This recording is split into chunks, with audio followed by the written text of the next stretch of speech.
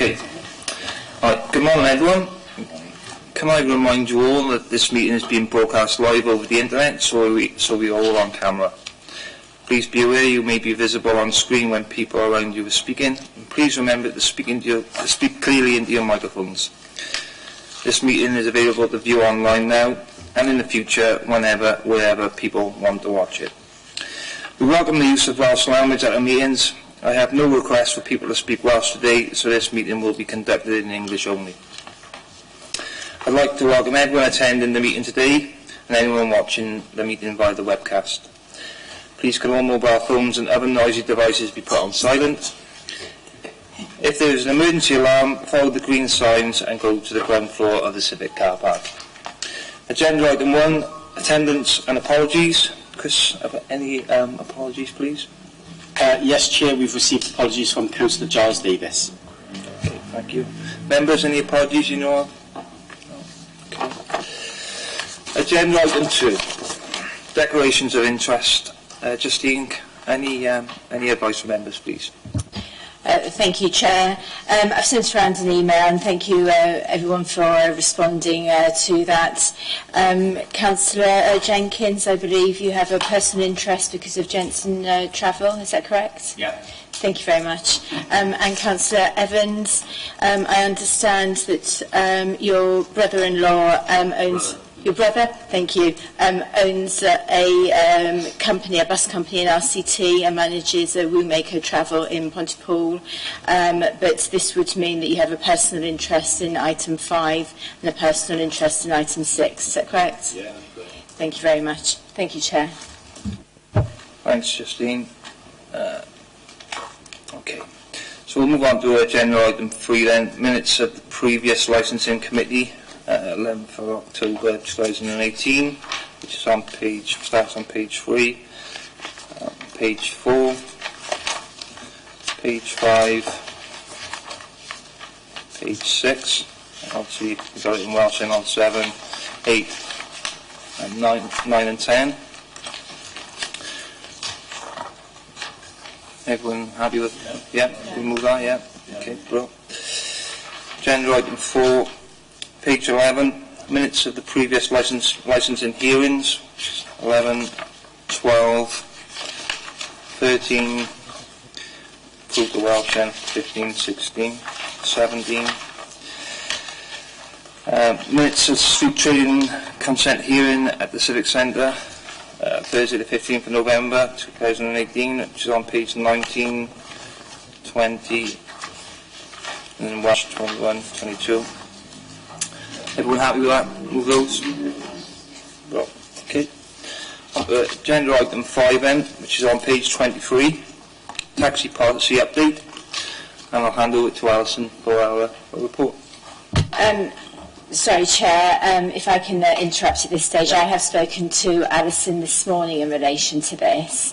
I have asked a number of questions about the status of the guidance and where that sits with the policy. And because of the conversations we've had this morning, we'd like to put this taxi policy update back to another committee, just so we can have a conversation about where it sits, because what we don't want is to have guidance that sits behind policy and is different. So it could be that a term is wider. We have to be consistent with what we do, and your remit as licensing committee members is only to consider a policy. It's just so we understand fully where that sits, because if nothing else, that guidance could be updated annually, and would have to be consulted on. So there are all sorts of implications. So apologies, members, but this ensures that there's a proper decision making within the council, and also that there isn't going to be challenges minimised because of the questions and the work we're going to do. Okay. Okay, thanks, Justine. Okay, then members, we'll move on then to agenda item 6, which is on page 67. Alison?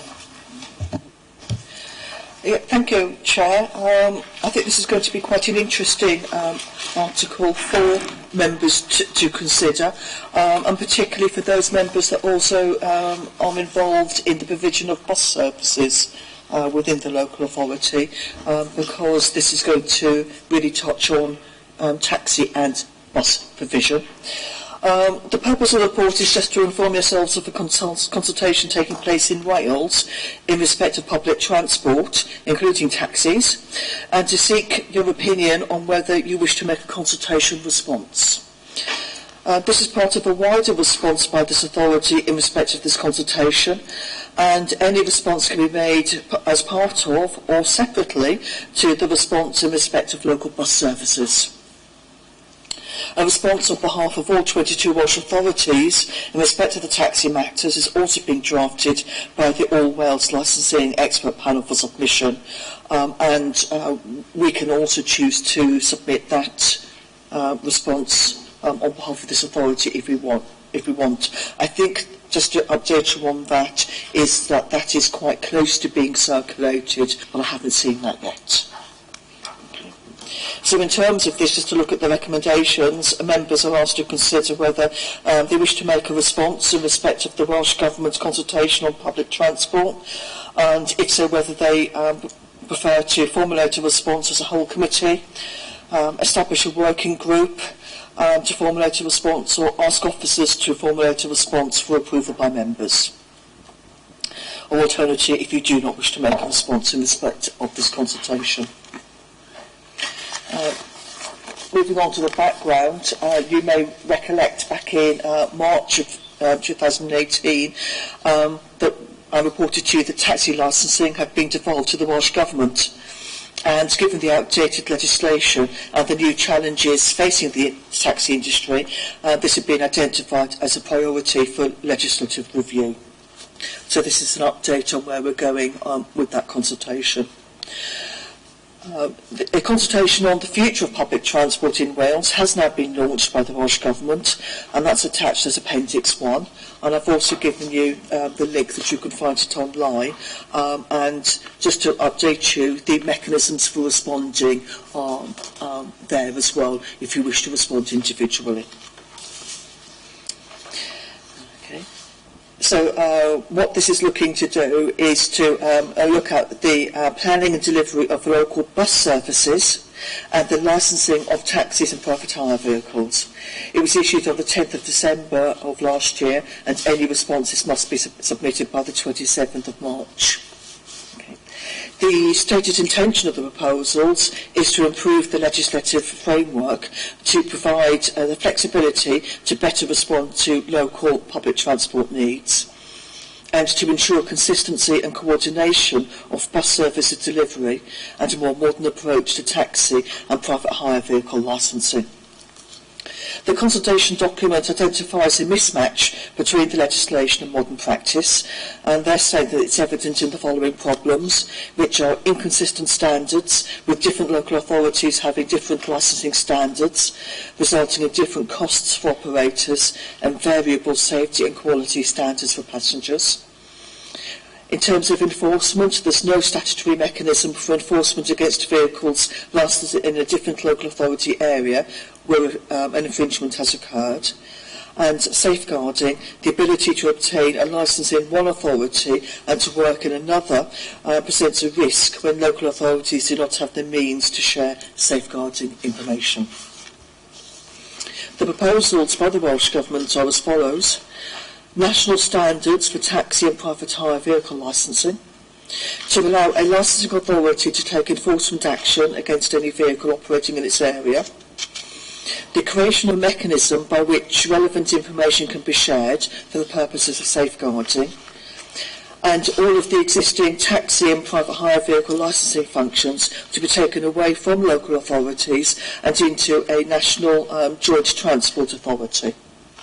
So what I'm going to do now is look at each of those individually and to just highlight the questions that you might like to be thinking about and the questions that are being specifically asked as part of the consultation. And I don't know, Chair, whether you want to discuss each bit as we go through, because there's quite a bit to discuss, or whether you want to discuss it all at the end. Yeah, we'll do it all at the end if that's okay. But if there are, perhaps if there are any specific queries, I can answer them as we go through, and then we can discuss it all at the end. Okay.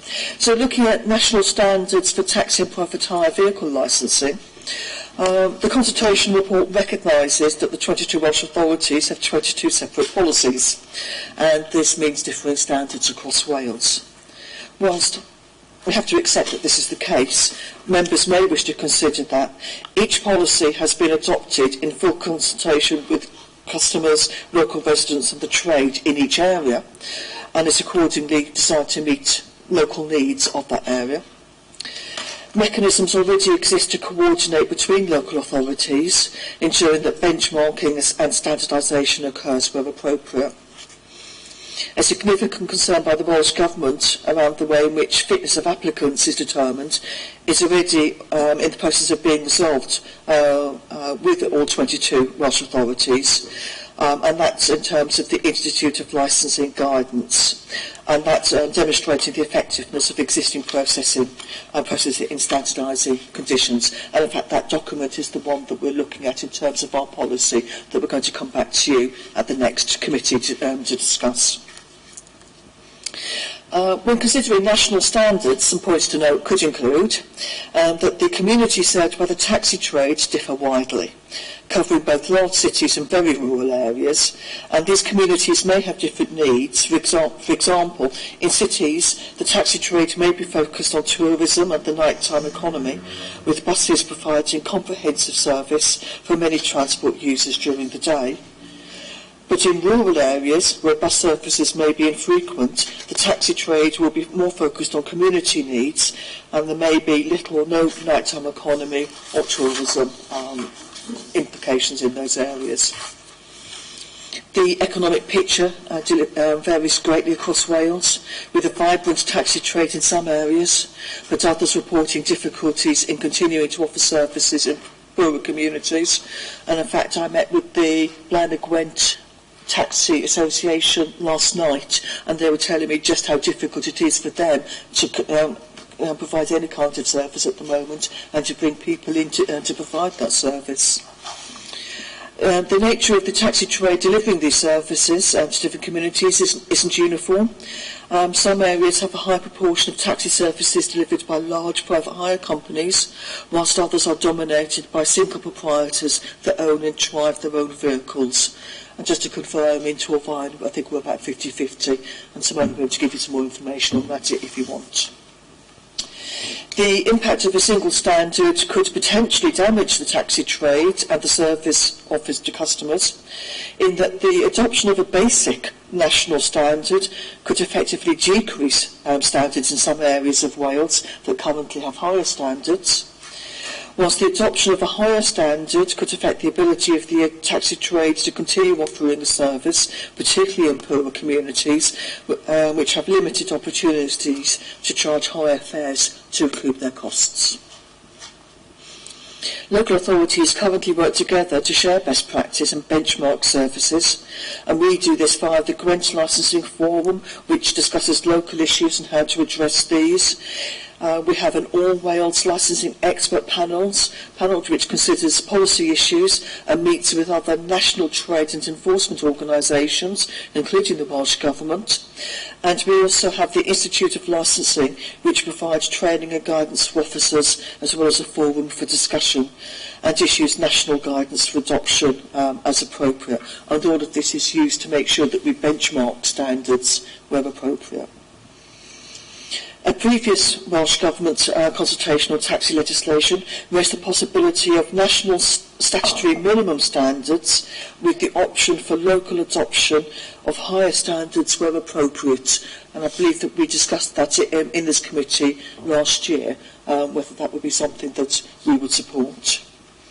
So in considering this consultation, and members may wish to consider whether a national standard across Wales would be potentially beneficial or detrimental in improving standards, would be potential beneficial or detrimental in meeting local needs, or whether standardised conditions could be achieved in another way.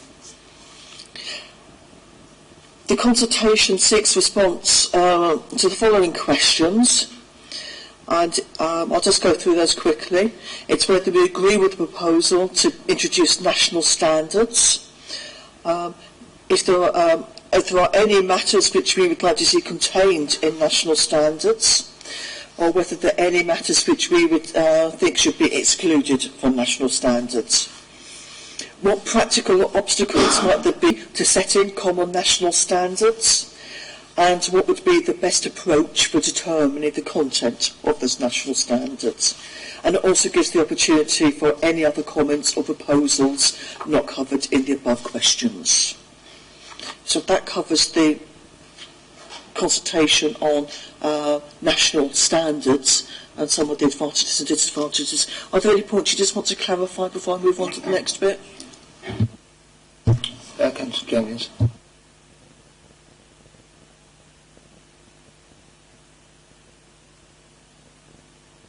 The only thing that concerns me is this date, 27th of March. It's not long to discuss something so big as and detailed as this report, to get back to it. But obviously, it's the Welsh Government. I just doubt if we can do anything about that, could we? So what was that, The date, the 27th of March, all this got to be discussed and put back to them on the 27th of March. There's a lot of detail in this, a lot of reports. And personally, I would rather us discuss it as we went along, rather than wait till the end. Like, I've got a list of about 20, you've got a pile on your sheet, and you've got a pile on your sheet. And I think that we should, can we ask the Chair, can we talk on each report? Yeah, as you have, we'll do that. And if members have got questions, or quite a few by the look of it, we'll switch to that, if that's okay. Yeah, I think there are going to be quite a lot of questions and observations as we go through. I think that if we just clarify what's in the report and then have the big discussion at the end. But I think part of this was, if you go back to the recommendations, I was saying, do you actually want to get together and just look at this, or do you want to have a working group that formulates a response, or get me to, because I think there's a lot of detail here and only a little bit of time to get it back to the Welsh Government. I think that's right. I would just say that a comment that got made to me from another meeting is that part of the problem is that the people who formulated this consultation did not have a background in taxi licensing, and I think that the Welsh Government have now acknowledged that and are looking for somebody to take this forward who has a more in-depth knowledge of some of the pros and cons of the various things that they're looking at. But I think that in the meantime, part of the problem is that if we don't tell them what the problems are, then there's no chance of them listening because we haven't told them. So yeah. Okay, yeah, I appreciate that. I think that's probably the wisest move to do then, and let's have someone that's got background on it and knowledge in this. So we'll go. I'm happy to go along with that. Any advice, Justine? Perhaps as a way forward in relation to this, you'd want Alison to tell you what the issues are. So we know what the issues are at national standards. We know the next one, paragraph 7, is the enforcement powers for local authorities. So this is giving you an overview of what the consultation's about and what the issues are with taxes. Amongst other things, because it goes wider than that, doesn't it, Alison? It's buses as well, isn't it?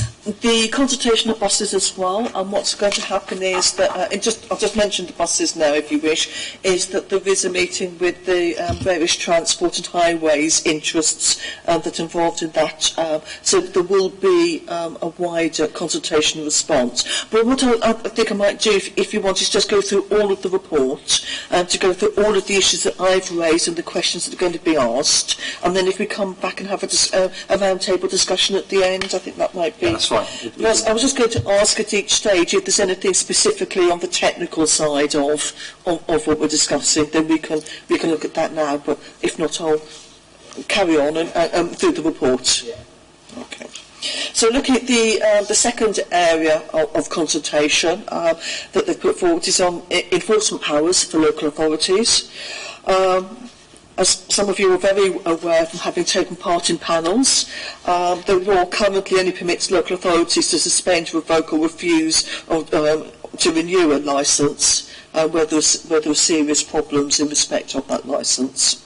And the other difficulty is that licensing officers cannot undertake enforcement against vehicles, drivers and operators licensed in another area.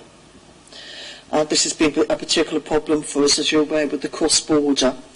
It hasn't, I think we have had some issues, but of course the bigger issue was that some people licensed here used to be trading in Bristol until we resolved that issue, and they then couldn't enforce against people that were actually operating in that area. So there is an issue there, and we do recognise it. What the Welsh Government are proposing is to allow local authorities to suspend or revoke licences issued by other local authorities. Sorry, you mentioned that one in Bristol, but of course that wouldn't apply anyway because this is in all Wales. Yeah. So if they were working in Bristol anyway, then they wouldn't be able to enforce. A very good point, which I'm going to come on to in a bit further in the report. Yes, yeah, because I think that's a very, very big question that we need to put back to the Welsh Government. So points to consider. At the moment are, even if we have the power to revoke licences issued elsewhere, as things stand, we don't have the legal powers to stop vehicles operating in our area. I'm hoping that would be resolved by the new legislation, but it doesn't actually specify that. And local authority officers may not therefore be able to obtain the evidence needed to revoke the licence. Many local authorities carry out joint enforcement of the police already, and they have the power to stop and examine vehicles. Where there are clear vehicle defects, the police would have power to deal with those. So some of the problems that we might find out there could be dealt with by the police. Local authorities currently work together in respect of cross-border issues, with officers giving evidence as needed to support enforcement action by the licensing authority. I think we work quite closely, and very closely in some cases. In terms of us taking action, local authorities may not hold all of the information needed to review a licence. For example, we may wish to take action in respect of a vehicle operating in the area, but that vehicle could be owned, licensed, operated and driven by different people. So we have vehicles, for example, in this area that are owned by one person but are then rented out to somebody else to drive. And just because I know who owns the vehicle doesn't mean that I'll necessarily be able to get all of the information I need or get that information quickly in order to take action. I'm sure we would in time, but it would take us time. And we'd have to go back to the licensing authority anyway to get some of that information. And the licensing authority will have the information regarding the history of the licence holder, which may affect the outcome of any enforcement decision. A local authority may be willing and able to take action in respect of a single serious contravention, but only the licensing authority would be in a position to act where a taxi driver or operator commits numerous minor offences across a wide geographical area. And that's often the case, that we might come to you with a number of minor offences rather than one serious offence for your consideration. Local authorities can currently request another licensing authority to take action in respect of an issue occurring in their area, but there's no requirement for the local authority to take action. This differs from other areas of licensing legislation, where, for example, a responsible authority or other affected person can require a review of a licence. A change in legislation whereby a local authority in whose area a contravention occurs could request or require a review of the licence by the licensing authority would negate the need for that authority to carry out the review of the licence themselves. And the obvious example here is the Licensing Act, where other responsible authorities can require this authority to carry out a review of the licence. Okay. So there are other frameworks within which cross-border or a wider range of enforcement reviews could be carried out.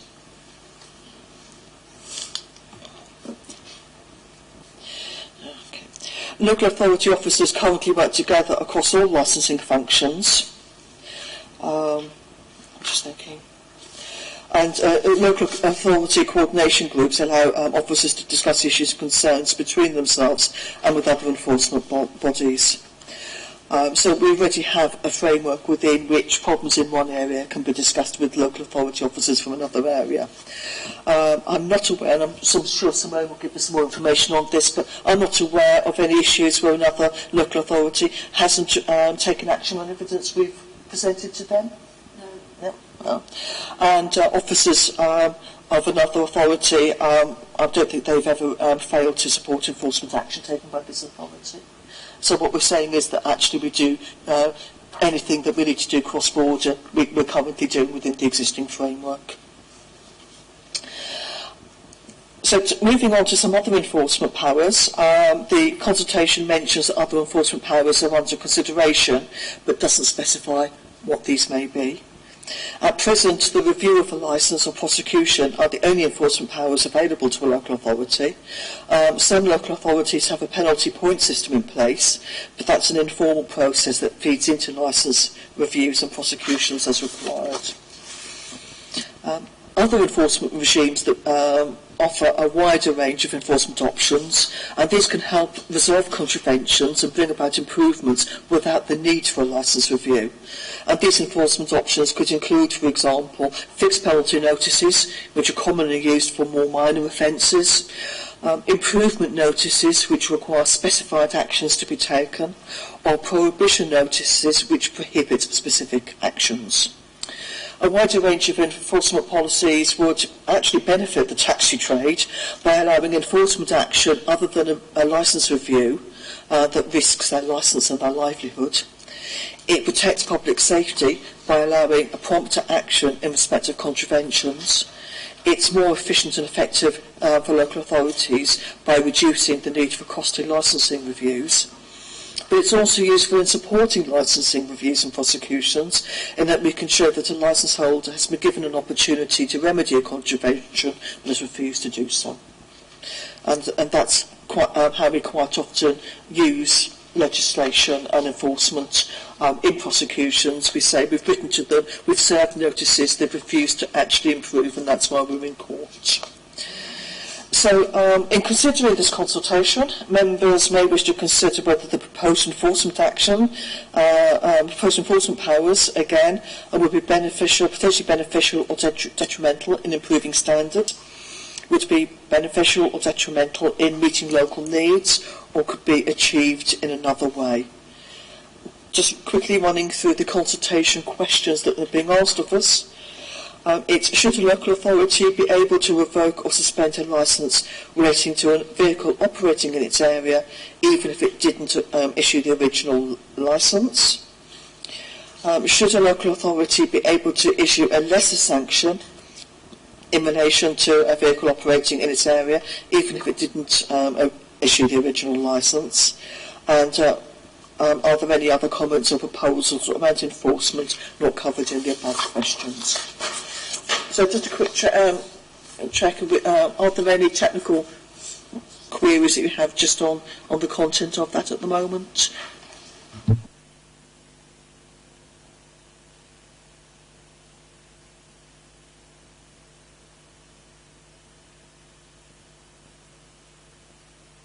So, okay, moving on then. The creation of a mechanism by which safeguarding information can be shared.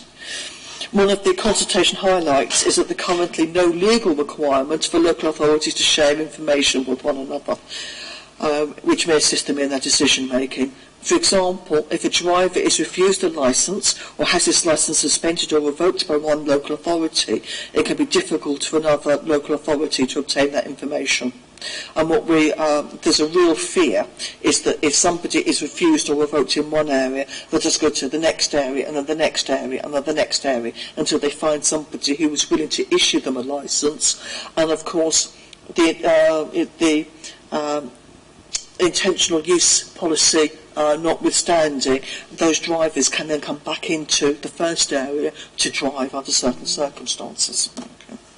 So the proposal is to create a duty on the Welsh Ministers to create a database or make other information sharing arrangements to ensure that the relevant information can be shared for the purposes of safeguarding. This would be on an all Wales basis.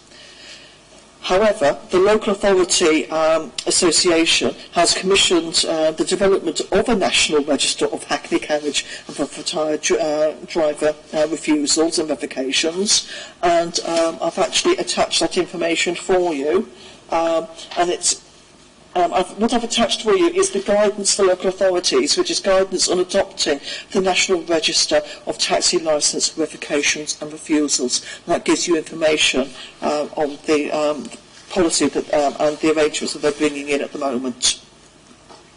The new register will allow licensing authorities across the UK to record details of where a Hackney carriage or private hire vehicle driver's licence has been refused or revoked, and to allow licensing authorities to check new applicants against the register. Okay. It has been agreed at the All Wales Licensing Expert Panel that all 22 authorities should submit information to this register, and this authority is currently looking at how we can do that. Okay. The expert panel met with that organisation delivering the register in December 2018 to discuss the practicalities of how this will work and what information should be submitted by local authorities. So that work is currently very much ongoing right at the moment. Any process adopted in Wales would duplicate this UK-wide register, and more importantly, wouldn't include details of refusals and revocations by English authorities. This raises a concern that drivers refused by an English authority could instead apply to a Welsh authority and vice versa. And members will be aware that this authority has previously had a number of drivers from Bristol and other areas, and a few do remain licensed with this authority. I believe we have one from Yorkshire at the moment. Is it this authority or Blaenau-Gwent? Yes, it is this authority. Right, okay. Okay, but there are still some in the area that are licensed in England, and it's always something that we have to bear in mind. Okay. So in considering this consultation, members may wish to consider whether it's, again, beneficial or detrimental in improving standards or in meeting local needs, or whether what the Welsh Government are trying to achieve can be achieved in another way. Is everybody okay on that one at the moment? Okay, so moving on to then the,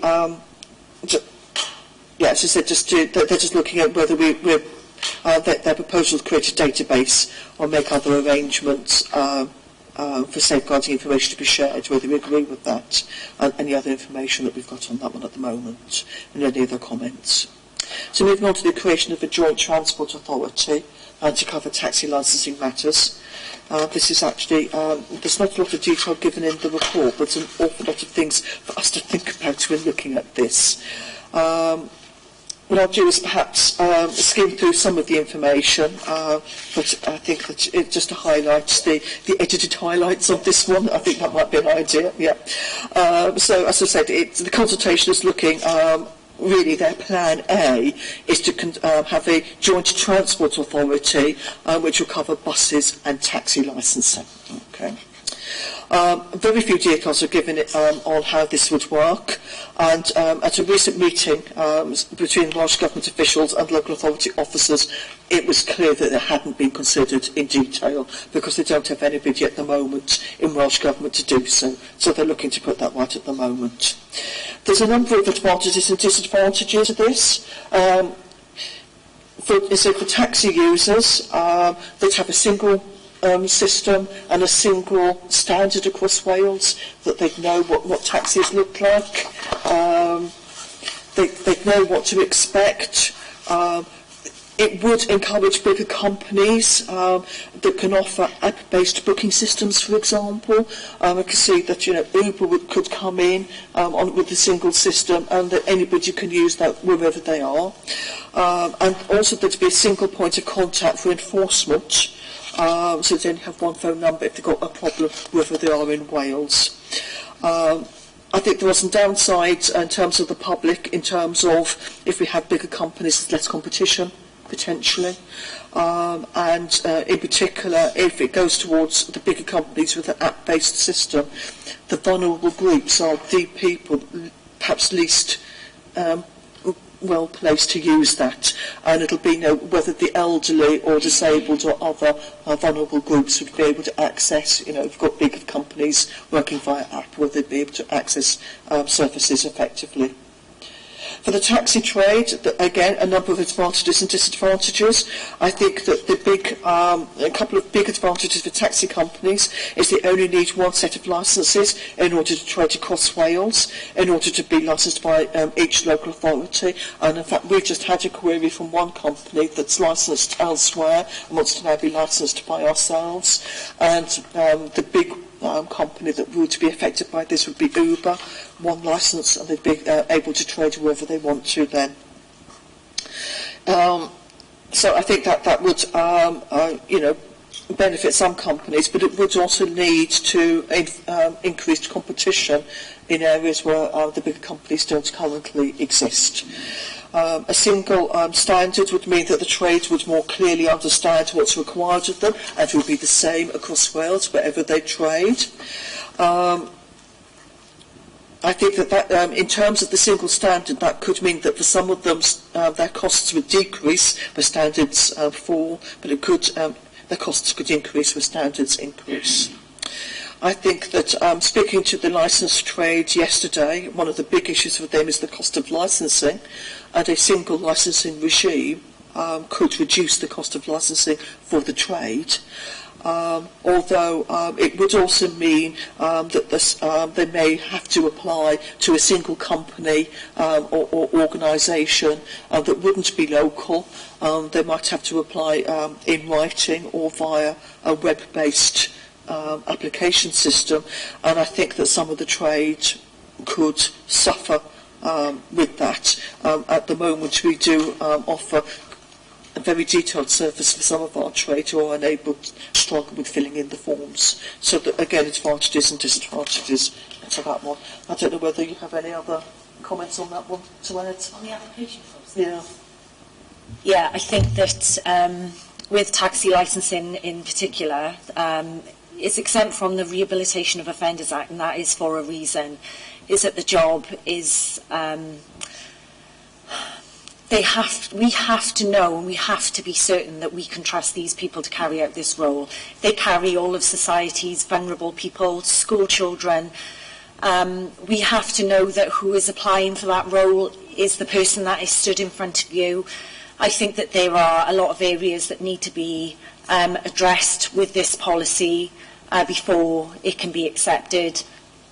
For example, I would hope that if they did go forward with this, that the conditions would be kept at a high standard. In Torfaen, our standard of taxis are one of the highest in the area. It would be very detrimental to us if the standards were dropped. Why they would drop the standards, I really don't know. And as for being able to revoke a licence from a different area, we work as one anyway in local authority. We are all in contact, we all keep in touch. So that I don't think would be something that might work.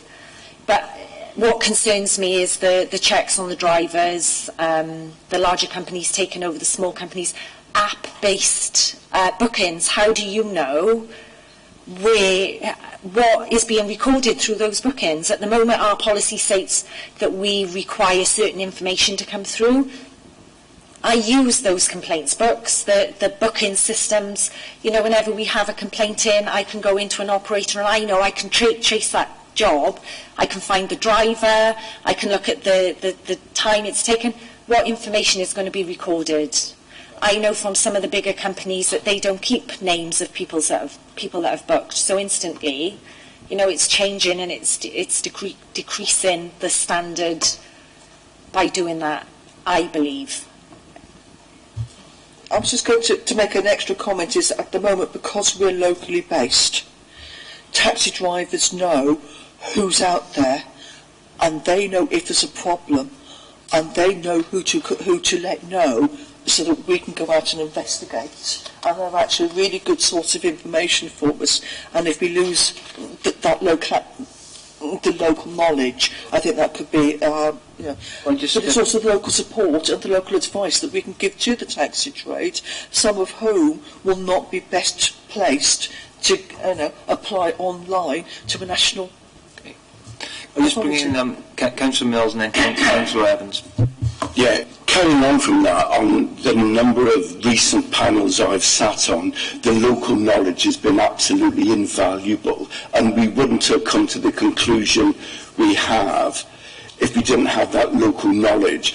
And the other comment I'd like to make is we've had certain standards which we've imposed in Torvine. For instance, a number of years ago, it was identified that we had problems with certain taxi drivers couldn't actually speak English enough for the local people to understand, and we brought in the fact that all taxi drivers in Torvine had to pass a language test. Now, if we went to a national system, if we would lose the ability to bring in things that are peculiar to Torvine, and that would be my concern, that we would lose that individual ability to change things. And also, I have a grave concern that this is just another way of Welsh Assembly government taking authority away from local authorities to all the powers in Cardiff, and we have no say on what happens in the local areas. If I could just come in on that, there's a lot more report to go, and I think some of your concerns will be addressed further down. If I could just say, why are they looking to take the powers? It isn't in this report because this all came up after I wrote the report and submitted it. But one of the discussions I've had at Blaen y Gwent with their transport team is that they think that the Welsh Government are considering whether taxis can be used to replace bus services in some locations. And what they're saying is, if they take away the bus provision and grant provision from local authorities, which is what they are looking to do, what they would then hope to do is to say, well, in some places they'll use taxis instead. Okay, and I think that's why that's the only link that I can see between the two, and that's why they're looking to take it in centrally, is to provide a single transport mechanism across Wales and across boundaries that uses both, as and when each situation arises, that they can use both. Now, looking at that, I don't think that the synergies are particularly strong, even if you take that into account, because I think in some areas which have lost buses, they've already got community service minibuses and similar up and running. I think local authorities already contract taxi services for vulnerable children and vulnerable adults. So actually contracting to do more than that, to replace bus services, is just more of the same for us. We can do that locally. Does that answer your question, Councillor Mills? Yeah. Well, I didn't answer it, but yeah. Yeah. Okay. There's a lot more details, if I just want through that. If we just let Councillor Evans come in, because Councillor Karen wanted to come in then, and also Councillor Jones. So on your last point, throughout many of the authorities in Wales, community transport is operating quite effectively. You know, and if you're going to change it, it might disrupt the system for adults, elderly and vulnerable people. That's the first bit. And my question originally was, under the GDPR, we're going to find it more difficult to get more information regarding any issues within the taxi registrations and everything else. Well, I think what they're saying is that actually, in terms of information, if all the information is going into one place, it simplifies the process. It doesn't mean local authorities don't have to talk to each other, because it's all the licensing's been dealt with in one place. So that does simplify things quite considerably. But we can already deal with the exchange of information. We do it, it's just part of what we do. But as I said, if it goes back to whether we're looking at taxis replacing buses, I think that, for a start, taxi licensing only covers some of it, and the bus licensing for over 8 vehicles is already dealt with by the Department for Transport and DVLA, isn't it? So they don't enforce that anyway.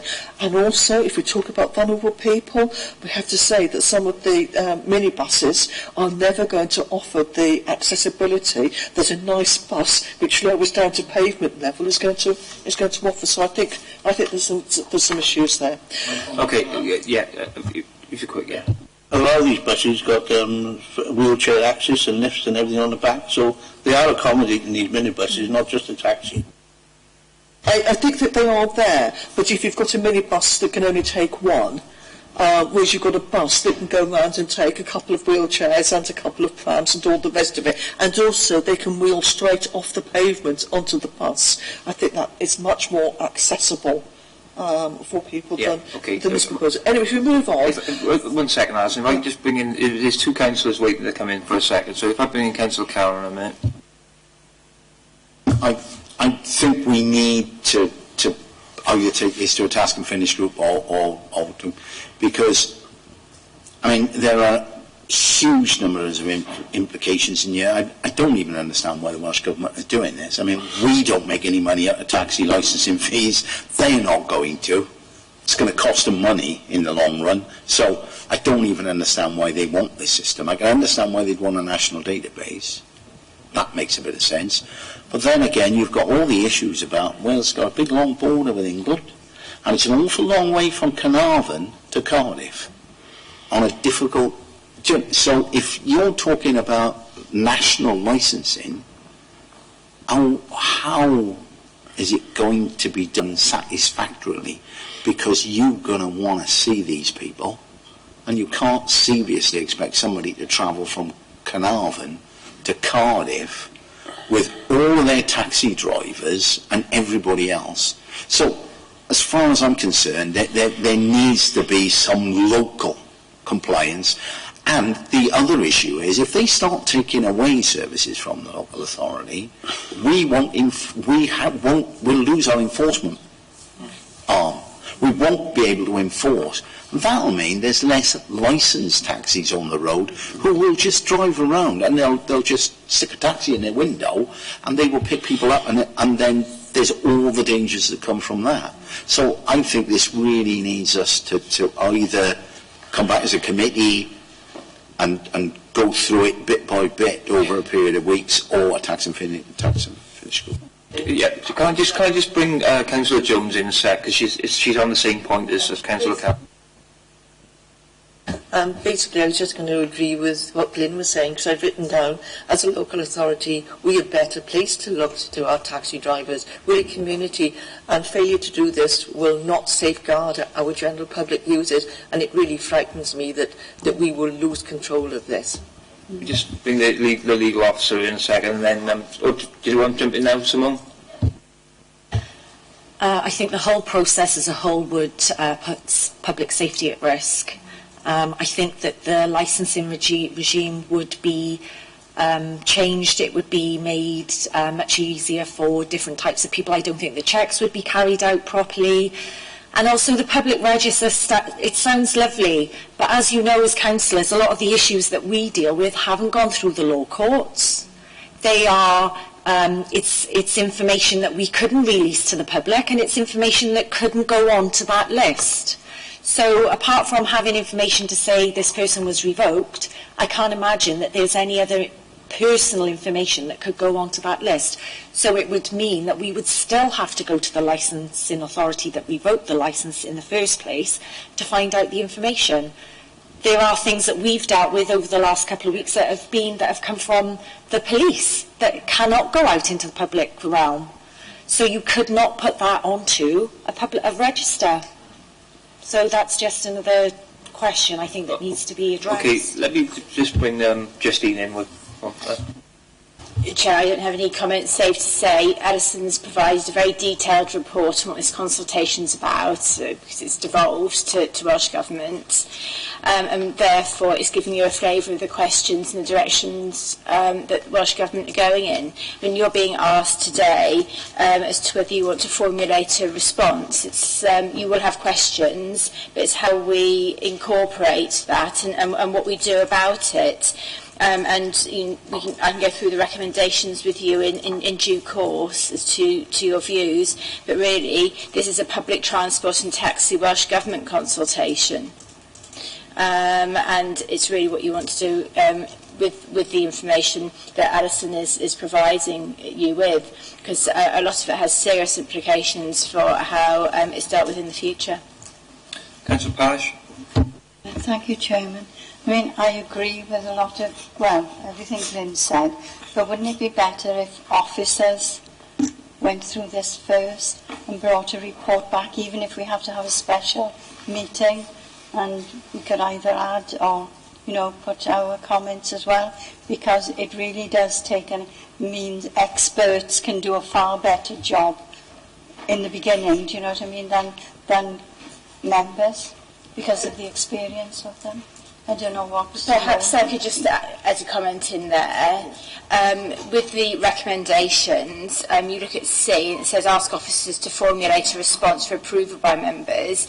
We can add in there for members to comment as they wish, because I'm sure you've got lots of comments to make in relation to this. They could then take it on board and formulate their own, when I say their own response, they could formulate a response and then bring it back before committee, where it can be discussed. If I could just move on, there's quite a bit more in this report as well, and there's other information attached as well. Sorry, just but I think we've covered a lot of it. Just very quickly, Councillor Evans had one point to make. In another avenue where we're doing a white paper on a consultation, we did it, we're using a working group, and then the officers do the recommendations with members' input. So I didn't know what I was suggesting you could do that with this. And so I think that there are a number of different ways we can do this. Don't forget the Welsh expert panel are about to produce chapter and verse on their views on it. What we could do is I'm happy to circulate that. I'm happy to have a go at producing some documentation myself, and I've got quite a bit in here of what I think that, and I think that from the flavour of this, which is going to be, I think that we have a number of concerns, and I can do that. And then what we could do is either sit down as a working group and discuss that further, or I could circulate it to all members, and you can comment on it, and I can try and bring together a document that you're all happy with. In terms of approval, and just to mention to the Chair that we're looking to do a special committee in mid-March for taxi licence fees, but it does give us another opportunity to discuss this, and what we might be able to do is to get a document together that we can discuss at that time and sign off. Does that sound like an idea? Perhaps, Chair, what we can do in due course, once Alison's finished presenting the report, we can go through the recommendations, and then we can... formulate an idea then. Yes, and then you will be able to state what you wish to take place, and then how we go about doing it, and then we can feed into what Alison has just said. But, of course, that all depends on what your decision is today in relation to the recommendations. Okay, we'll carry on then, Alison. Okay, so if I just skip on then, we're still on the Joint Transport Authority and our thoughts on that one. On 9.8, I've started to indicate some of the issues for local authorities. Obviously, we don't actually cover all of our costs of taxi licensing at the moment, so we lose some expenditure if this moves from us. However, what costs we do have would then be shared between other licence holders, or would have to be borne by the authority. So there are some other costs that are currently spread across a lot of licences, and if we lose some of those licences, those costs still remain, or a lot of them do. And also loss of staff, and particularly in a small team such as ourselves, is even working with Blind and Gwent. If we lose staff because we've lost functions, it's very difficult to retain resilience in terms of the other functions that we're still delivering. What I've looked at as well is I've got a concern, which I outlined in 9.9, that public safety is currently the only proper consideration for licensing authorities, but what the Joint Transport Authority is actually discussing, even in the consultation, are the economic aspects of the taxi trade and looking at it as a vital component of the public transport in Wales. And I think that there is possibly a potential conflict of interest in a Joint Transport Authority carrying out both roles. I've actually looked then at the fact that whether there's actually synergies between buses and taxis, and other than the where taxis can replace buses, I would argue that there aren't actually that many other synergies between the two. And when I discussed it with the trade in Blaenau Gwent yesterday, they said, well, they've got nothing to do with the bus trade. You don't get off a bus and then get in a taxi, or vice versa, other than very unusual circumstances. I think the only time you'd do that if you're going down to Newport to catch the megabus. I think whilst a Joint Transport Authority could improve linkages between bus and taxi services, we've already got those systems in place. We already carry out joint enforcement and share local intelligence, and I think you're coming on to some of that, some of your concerns you've already expressed. How would you centralise that local intelligence? You might get a national body working with the police, etc., but some of our intelligence comes from other enforcement officers, and I think that those are going to be lost. You'd lose the link with planning. If you've got a big planning application, you look at the taxi rank. How would that work with the Joint Transport Authority, and also the links that we have with the safeguarding for the transport of children. Simone currently works very, very closely with the transport unit in making sure that all the drivers we have are safe.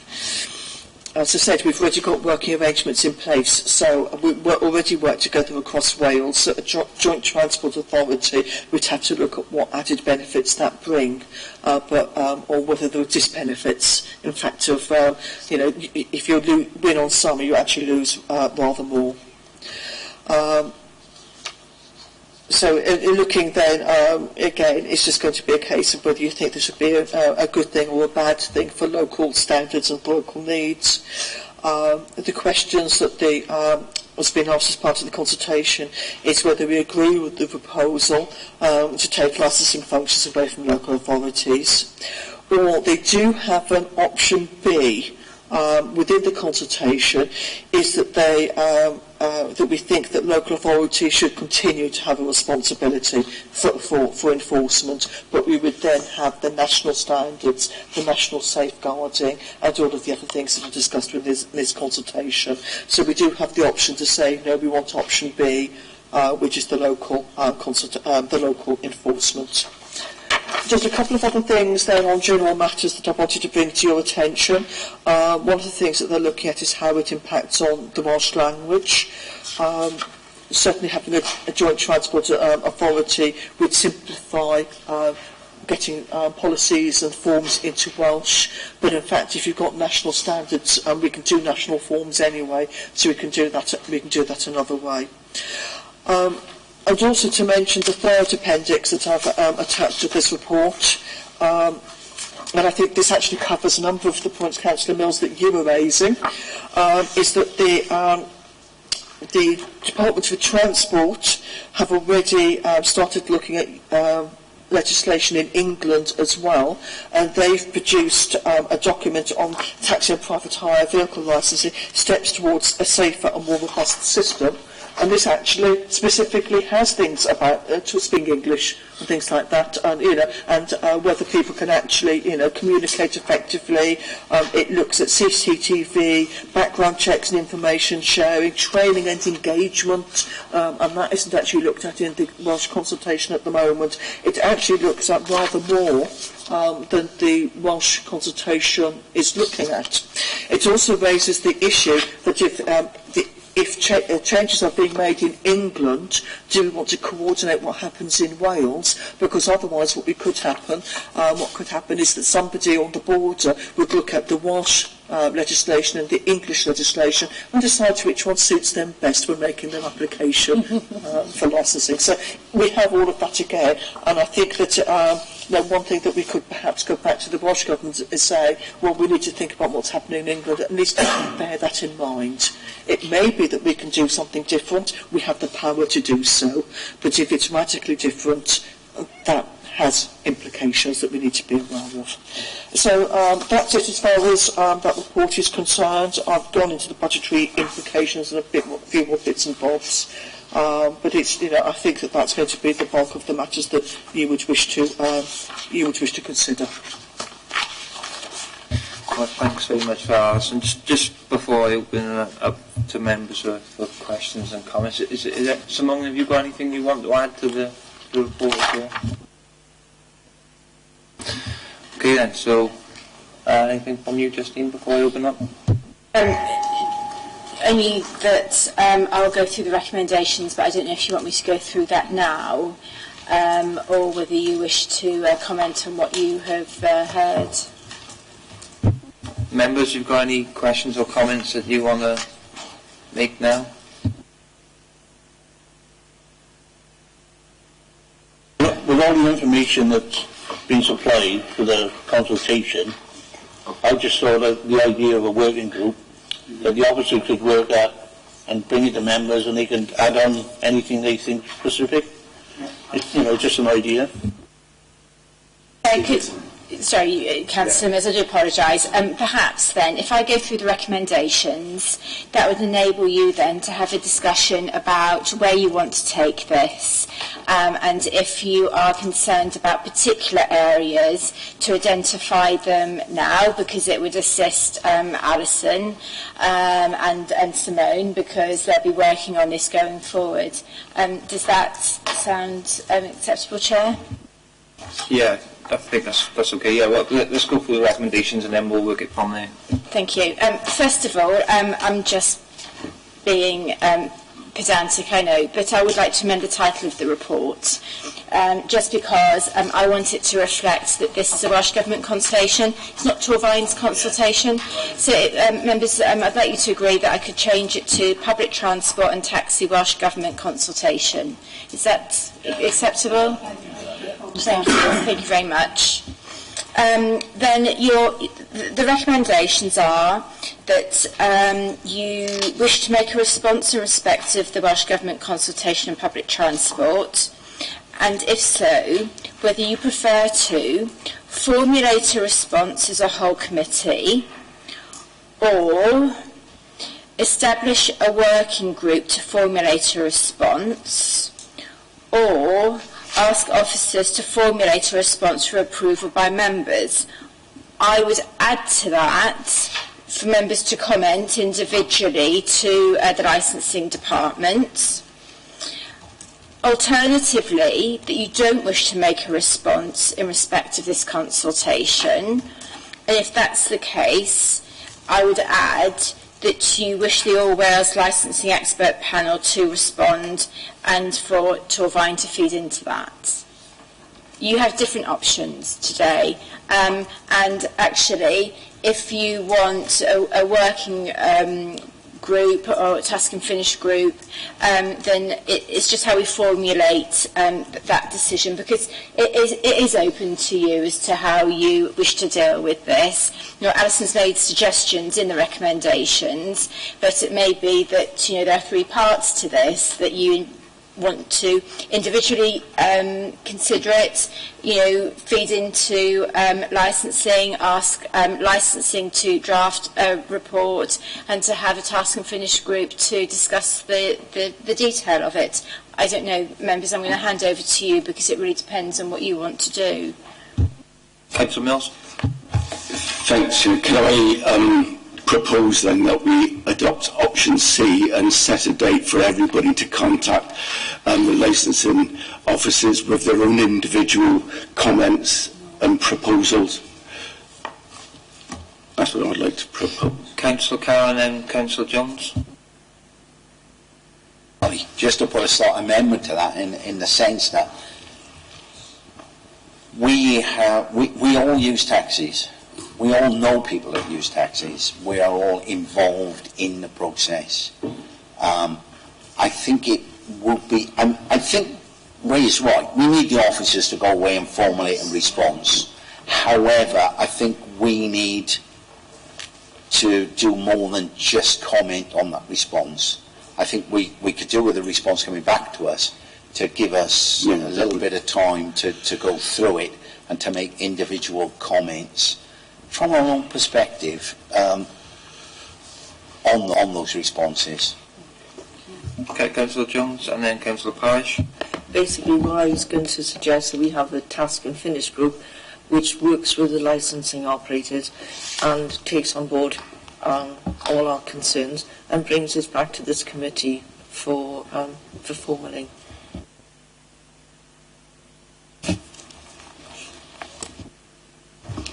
Thank you, Chairman. I think it's got to be option C, but I think we should ask officers to formulate a response. We can feed into that after, have a special meeting and feed into that as our legal advisor. I think that's what you suggested. I think that sounds the best option. May I suggest a compromise? If I can let me just bring Councillor Jenkins in a sec, because he has been waiting a while. Right, after listening to all the comments and reading through all this, I will say that I don't own any 8-seater vehicles and I do not get involved with taxis, but my business is coaching. Obviously, side by side, the same sort of thing works. The proposal by the Welsh Government, national standards for taxis and the licensing, I think is a damn good idea. If you've got a database of everybody, but another thing is the same with driving, local drivers, anybody else, local knowledge. We need local knowledge. It's no good somebody sat in Cardiff deciding on something that's happening around here. Yeah, by all means, have a database, which I think is a very, very good idea. And the other thing I see in here is allowing our authority to take enforcement actions against any vehicle operating in this area. Now, Rosa can pull any of my vehicles in at any time.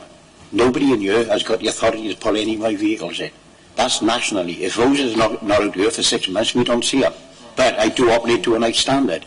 But if these people here got the authority to pull in any licence through the police or themselves, they know the law better than me. I think it's a good idea. But I think if you send it back to the officers, you need somebody on there with local knowledge. Local knowledge of what's happening here. Like we can sit down by here, I can talk about things out there, which I know of. But if somebody chips in with something that they don't know nothing about, you understand what I'm saying? Yeah, you need to sit down. Local knowledge is 100%. Yeah, the national database is brilliant. It's the same with everything else. If you can tap into that database and think, well, who's he? You can do it, can't you? It's logical. So I think really that send it back to the officers, but local knowledge is very, very important, and see what they come up with, and then we can sit on the table and discuss it. Just say that's actually what I was going to suggest is, if you have any strong feelings, let me know them now. At the same time, I will start to formulate a response based on the discussions we've had today and the information I've already given you. I will circulate that as soon as I can for you to have consideration, and then you can make any changes you need. What I would suggest then is that if the feeling of the committee is at that stage is that you need a working group or you need to discuss it, then we can make that arrangement, okay? And then when we've been through that process, I will bring it back to the special meeting that we're having in March for us to finally sign off on that before it goes back to the Welsh Government. Okay, let me just bring in Councillor Evans. Councillor Jenkins, yeah. Yeah, one of the concerns you raised was about, what do you call it, Uber or Uber? Now, not knowing anything about Uber, I can understand the way they work, which you tap into a phone and app and you get somebody to come and pick you up and take you up, which they could live anywhere, like you said. But I will say that when I was in France, I put the app into my phone and it came up on my phone, the name of the driver, the number of the vehicle, how far away he was. Now, you were saying that you haven't got access to that information. If you go to someone, if they work for an app-based company, you can't find out who's driving it or who the... No, because they record their bookings in different ways. The company that I've been involved with, that booking would be recorded as a number and not a name. And also, if you bear in mind that Uber have actually had their licence refused on renewal in quite a few different authorities, simply because access to their information has been denied to licensing authorities. Okay, Councillor Evans. It's only for clarification. When you're looking for enforcement, it's not voting no more, it's DVSA. Just for clarification. And then Councillor Parish. Thank you. Well, our licensing officers have input into it as well, Alison, because I think they are well placed to. They've got local knowledge. Yes, it's going to be in-house. Absolutely. I don't know what other people I can assure you I will be picking everybody's brains. Thank you very much. It's not going to escape. Do you want to come in, Justine?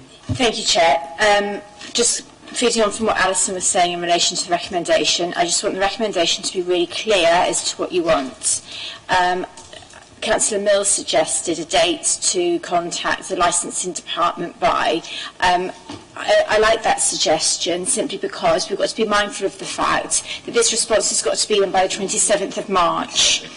So, and you all seem to have lots of comments to make, so perhaps it could be in writing and sent to Alison. And then the licensing department, who I don't want to name individuals, can formulate a response. That can be sent to councillors, to yourselves, to decide, and then you can make a decision as to whether you want a task and finish group, and then a response can come back to committee, and then a decision can be made.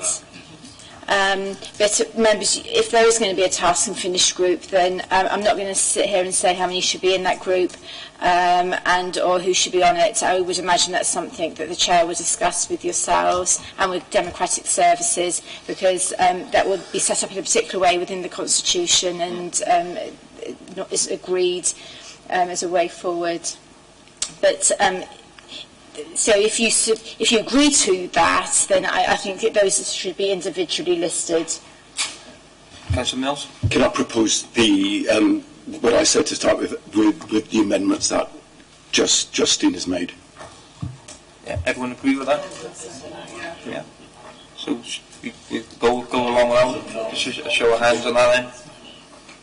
Okay. Excellent. Well. I was going to say, do we have a date? Do we have a date that you want our responses by, Alison? Would the end of the month be convenient? Yes. Yeah. Right, so 2 weeks of responses then? Yeah. Yeah. Okay. And what will happen is that I would hope then to have something with you 2 weeks after that, which means I've got a month to put the document together and update it with any comments that you've got. If I put it out to you then that'll be a final. You can have a chance to comment on that or to ask for a working group to be set up in time for us to move forward. And I believe Chris might be able to confirm that I believe that we have the meeting on the 21st of March. Which means that we'd probably have to have any working group to agree what the document by the Friday before. So we've got until mid-March to agree it to come back to the committee then for final approval. And that then gives me time, if you want to make any adjustments, to get that sorted out before it goes back to the Welsh Government. Councillor Evans, you want to come in there? Yeah, just to clarify, the end of the month, 31st of January, is next Thursday, so have we got a week or 2 weeks? How quickly can you get them back to me?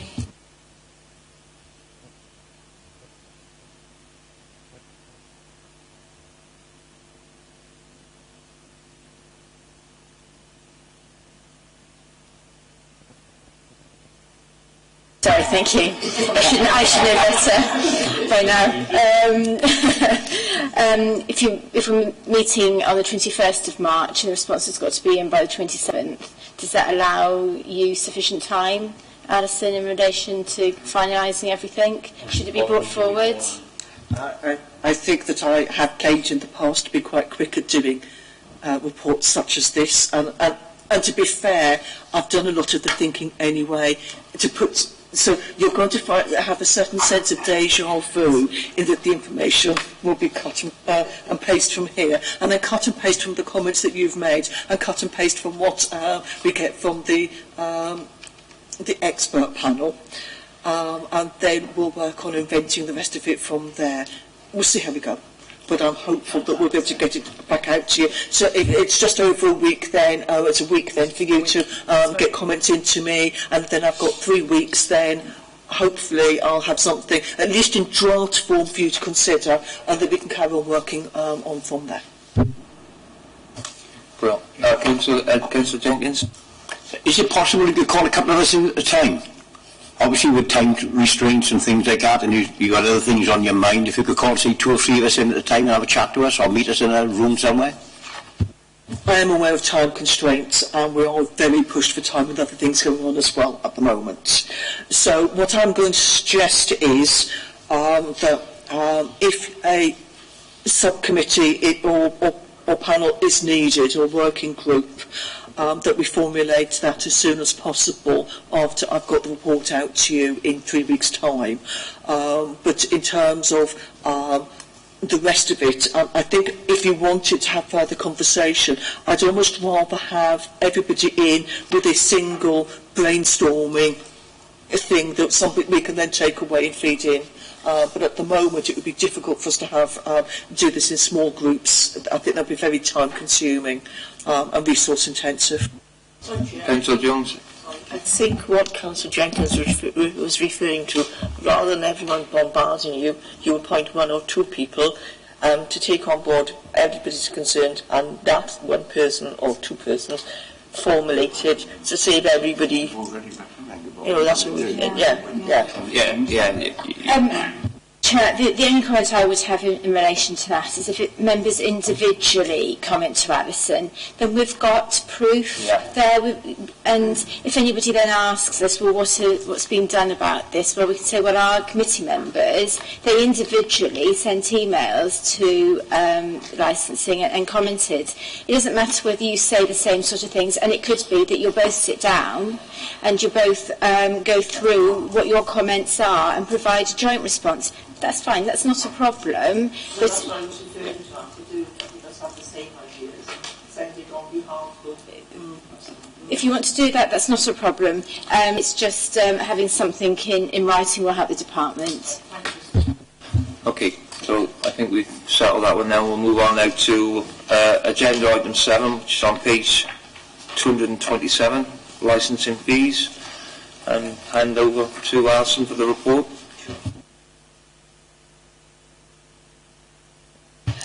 Thank you, Chair. This again is quite a long report because it's covering all of the fees that this authority has the Alison, can I just stop you there? With looking at some of the fees, some of the calculations that I've looked at, I couldn't get it to support the costings. So because I couldn't work out how these figures, you arrived at these figures, I personally wouldn't be able to make a proper informed decision on it.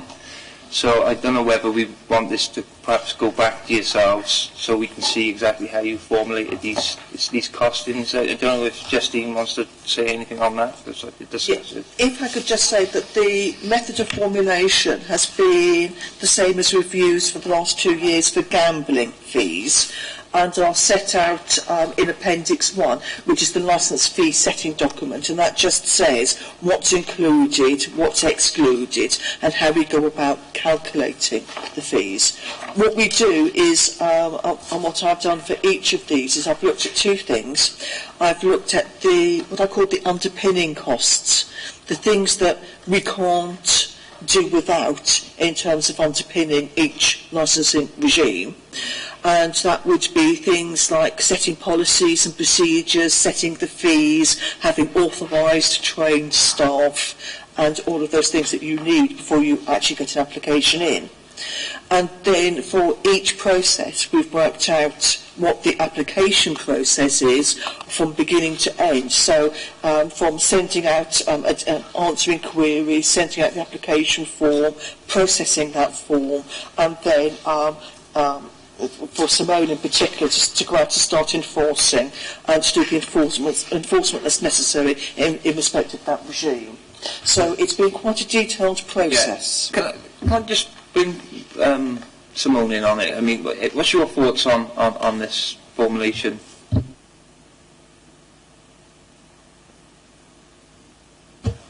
Alison and I had discussed this last week, and I know that we've got a meeting next week to look closely at them. I know that some of them are much lower than they were previously, and I did say to Alison I was quite concerned about that.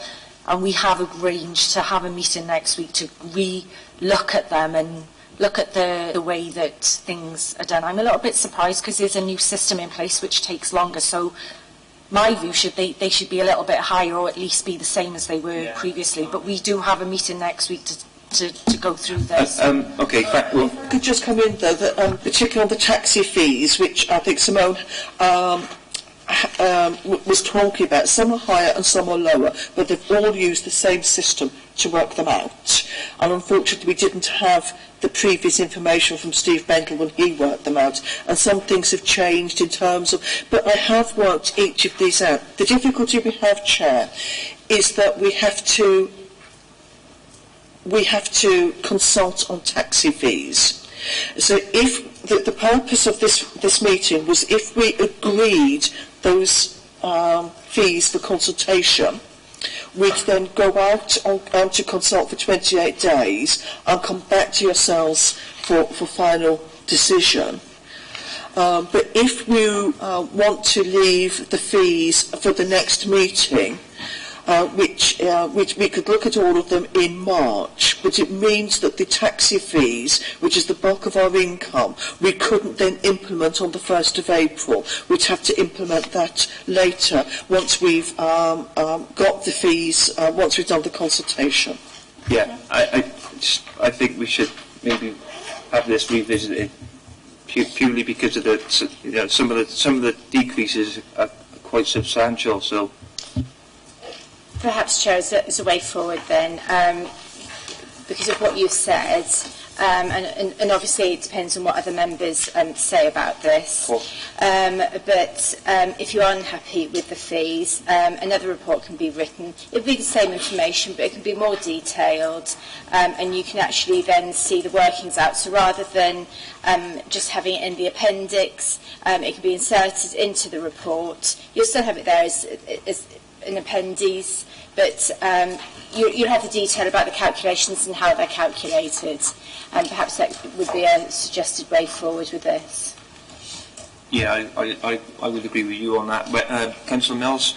Yeah, because I can't see in all honesty how we can go for option one and approve the fees if you say they're going to have a meeting next week and they're going to be changed again anyway. So we can't go for option one, so we've got to go for option two and say that we will postpone that decision. Yeah, they may not necessarily be changed, but there's a conversation between the officers in relation to it. But it just depends on whether you're happy with the fees, what's being suggested, and whether you want more information before you in order to make a decision.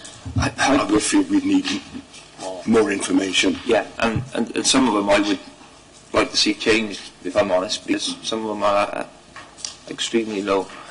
So that's my view. Other members?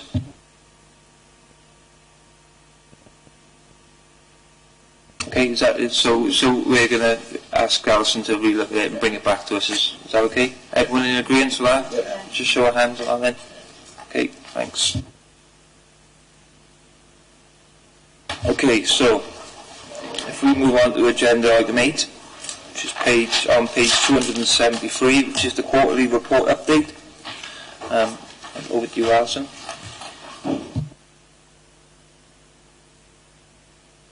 Right, thank you. Hopefully this one will be a bit more straightforward. It's actually the usual, ladies and gentlemen. And I'm sure you've seen all of this before.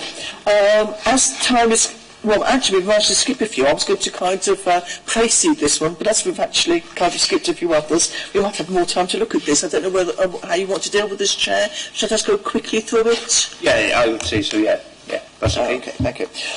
So, in terms of the alcohol and entertainment, we've just had highlighted there the complaints that we've received. I think that a few interesting ones. I think we've had one in particular, if I've gone on to 5.1.2, that was displaying a poster seen as inciting racial hatred, and I will just confirm that was towards the English. And that is being told to reply to the police. We did have a complaint about an alleged rave, which did actually carry on in the end, and we had no complaints whatsoever about it. But our licensing officer is back with them to discuss how they treat future events of that nature. We've had a few other issues, and I think particularly with clubs. I think that's where our issues are at the moment. The licensing officer took part in a joint operation with Trading Standards and the police, with the police cadets going round to our off licences. And of the 11 tested, 4 failed. And they served alcohol to the children. Those have been visited and are working with the licensing officer to review. But what we will do is next time we have the cadets out, we'll be going back to them to test them. So we will be carrying on with those. We also, on to 5.1.6, had a multi-agency operation. We sometimes have difficulties getting hold of sufficient police to carry out these multi-agency operations. On this particular one, we actually had the opposite problem. We had carloads of them. So we actually ended up splitting the operation into 3. We had one team that looked at the SIA accredited door staff, and in fact everybody was okay, they were accredited okay, and everything was good with that. And they looked at the club premises certificates, and they did some test purchases with that, and 5 out of the 6 failed. They sold alcohol to non-members who were not bona fide guests. And they also did some ion track testing at some premises, and did weights and measures checks, and they did the 4 checks at 3 premises. They found some non-compliance issues, so they're going back then to discuss those issues to make sure they're all put right. So it was a very actually good, profitable night that night, where a lot of things were checked. We've had 4 representations, but they've all been sorted out with the applicants agreeing new licensing conditions. And one of the big jobs for Claire this quarter has been looking at the non-paying premises and chasing them up for payment. And she's had to do quite a bit of work on that in this quarter to get everybody who should pay actually paid up. We still have a couple that haven't, but they're closed for business. Okay. This has been an ongoing problem for years, hasn't it? And with the reduction in staff, this problem is becoming more and more. I mean, if I don't tax my car, that's my responsibility, and I can't drive it. If somebody doesn't pay their fees, why should we as an authority employ somebody to keep chasing them up? It's their responsibility, and if they don't pay their fees, then they should cease to trade. Surely, or is that a bit simplistic? I think the difficulty is it's easier to chase them to get their fees than it is to stop them trading and to take enforcement action. Pardon. It does raise the question, though, we do have some that continually need to be chased.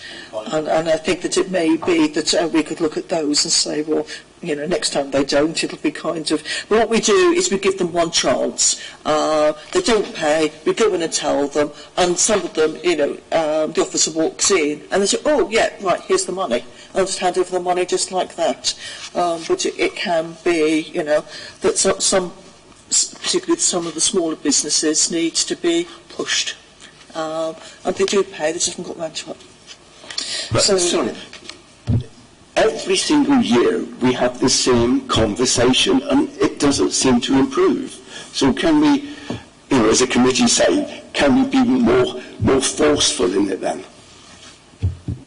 I'll take that on board, and what we'll do is we'll report back to you on what more forceful could look like. I think that, especially on like Councillor Mills has just said, especially on the repeat offenders, surely something like that needs to come in on those. Simone, is there something you want? You're complaining about the legislation itself, Councillor. Unfortunately, we can only comply with what the legislation allows us to do, and in this case it isn't a very strong piece of legislation. So the licence payment itself, it's just an annual payment. Once the licence is in place, it's always in place. They just pay the upkeep, and these are the payments that are being chased.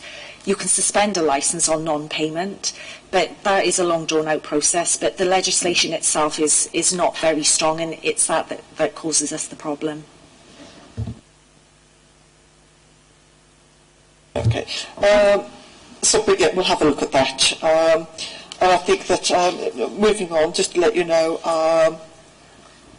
that there's an application to review a premises licence. I've actually said that it's due to take place after this meeting.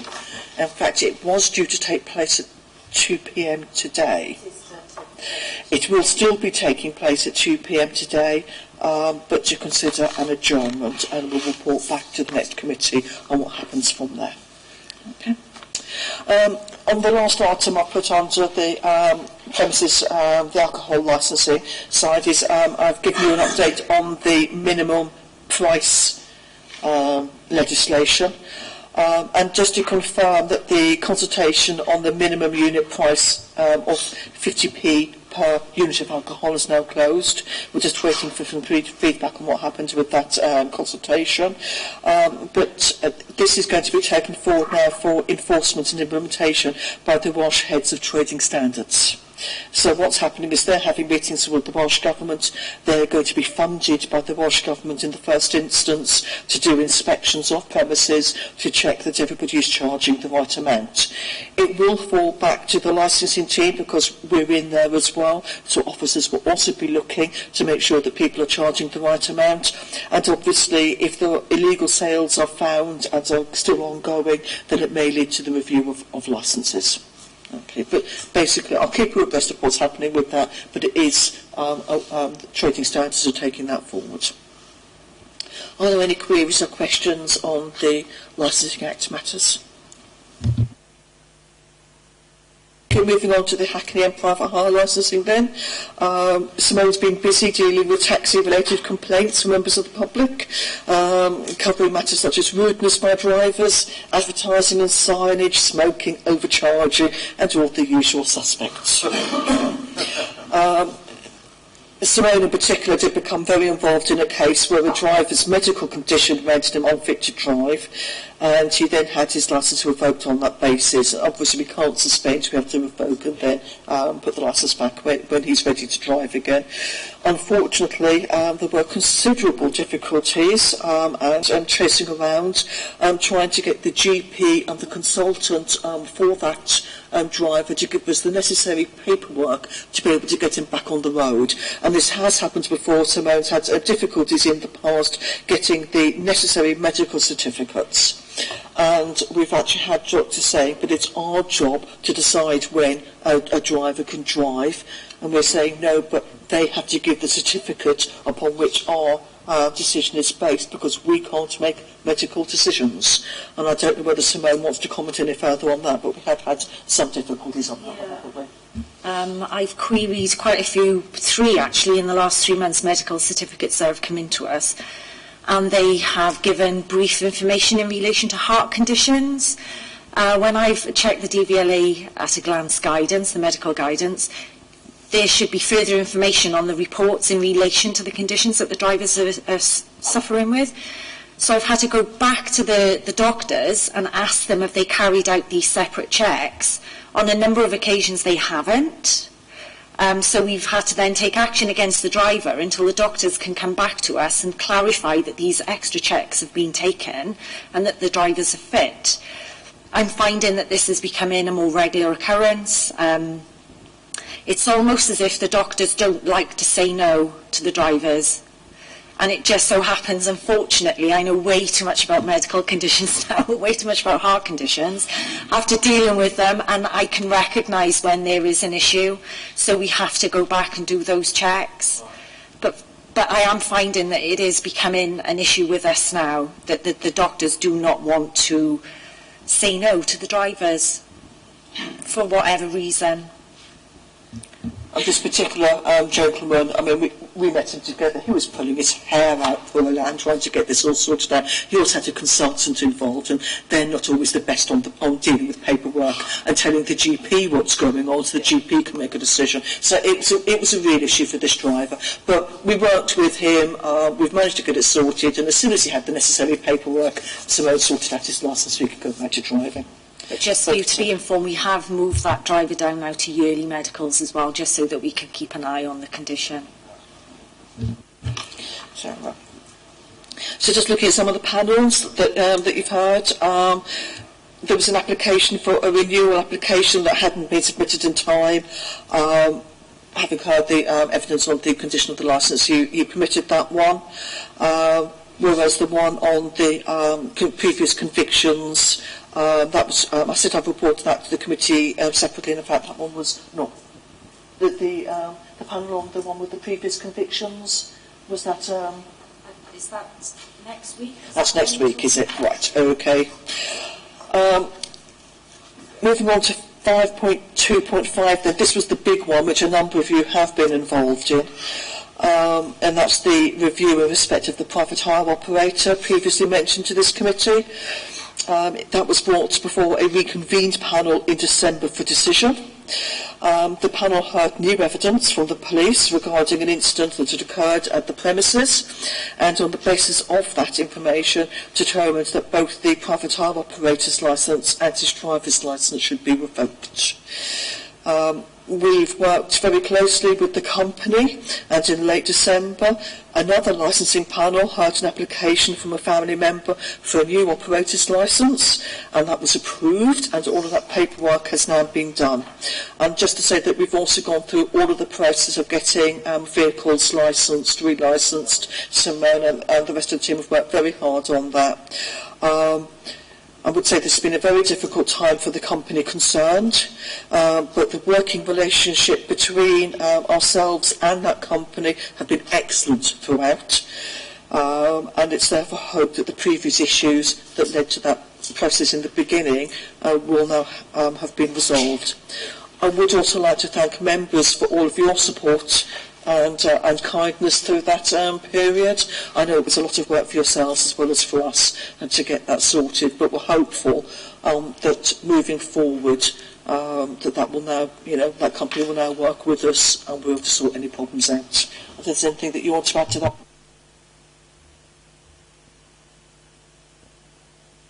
Right, okay. So on 5.2.6, the increase in Hackney fares, you agreed that it should be consulted on. We've done that by advertising in the local paper. No responses were received. The trade were therefore informed of the new taxi fare tariff and the arrangements for putting those in place, and officers have been working with the trade to make sure that all the meters have been updated as needed, and I think that work is now almost completed. We've also identified a couple of matters that would require changes to the taxi licensing policy, and I said that they're in a subject of a separate report, but that's the one that's going to come back to you at the next committee now for consideration.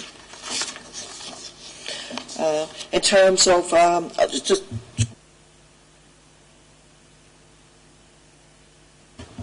gallop through the rest of it then.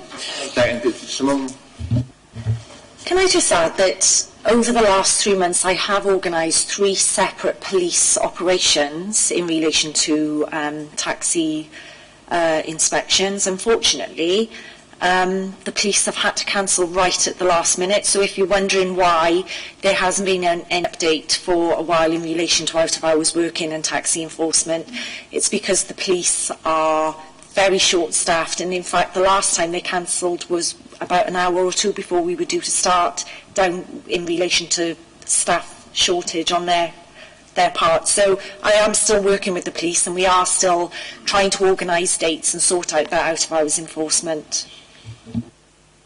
Councillor Evans? Sort of asking the Ministry of DVSE to help out, because they got powers to inspect vehicles. Well, no, I predominantly work with the police simply because we check insurances, we check vehicle standards. We've had vehicles towed away before now, so it is normally the police that I would work with because they check their driver's licences, they have the authority to carry out all those checks in one place. So that was the reason why I always try and organise time with them. Okay, so if we move on to the gambling and gaming, I think the big issue item on this one is that the government have finally published required legislation to cut the maximum fixed odds stake from 100 to £2. Okay, there was lots of controversy that they were putting it back, but they have now brought that forward, and that'll be in Wales as well. Moving on to smoking in enclosed public spaces.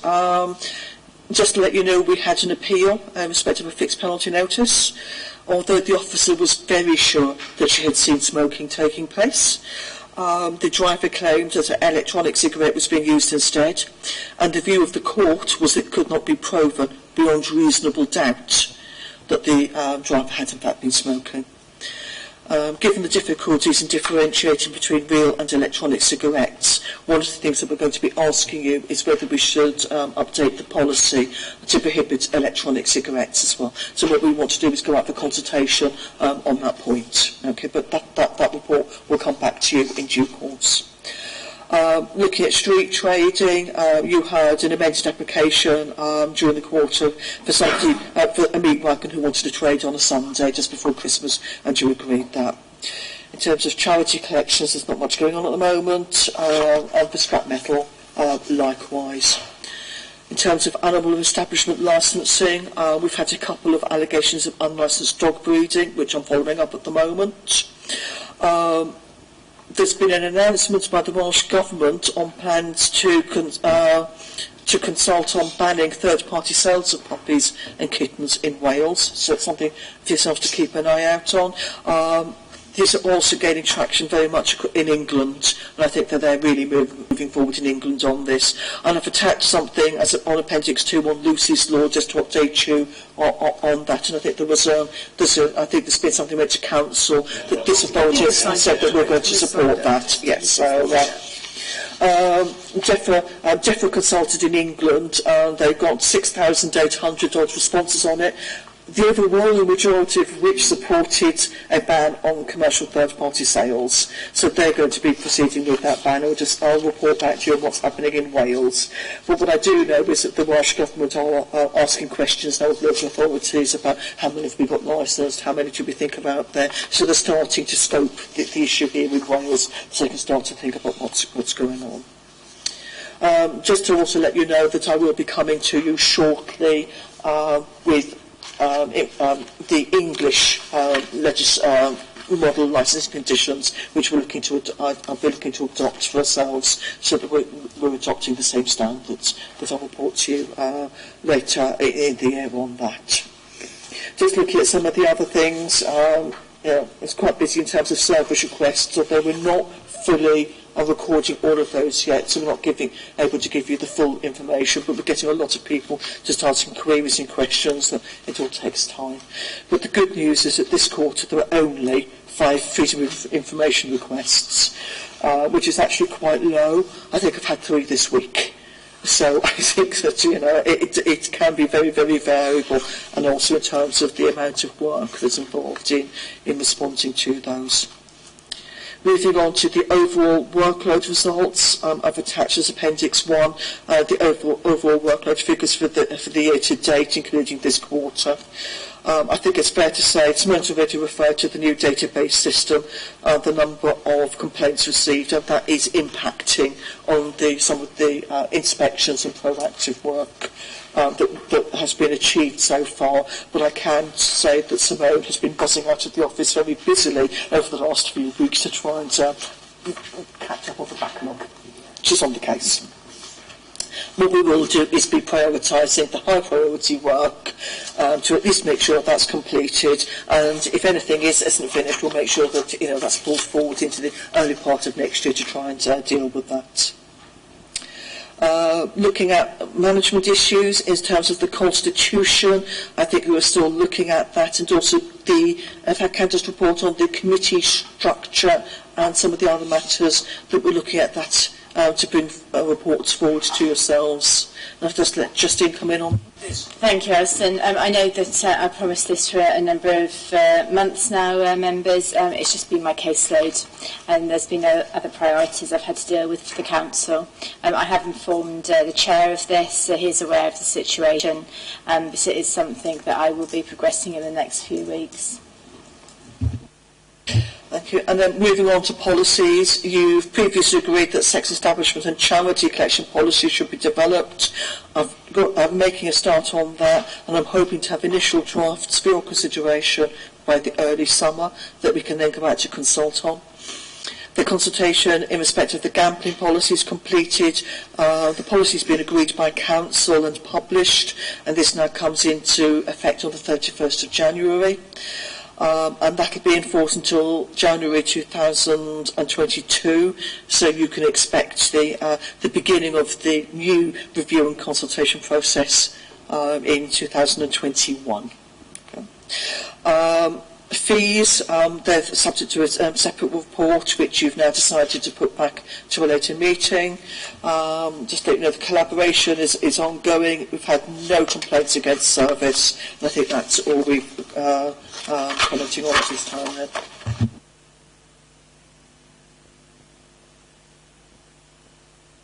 Okay, thanks very much, Alison. Is there anything else you want to add before I open up to members? No? Members? Any questions or comments? No? Chair, I have a comment.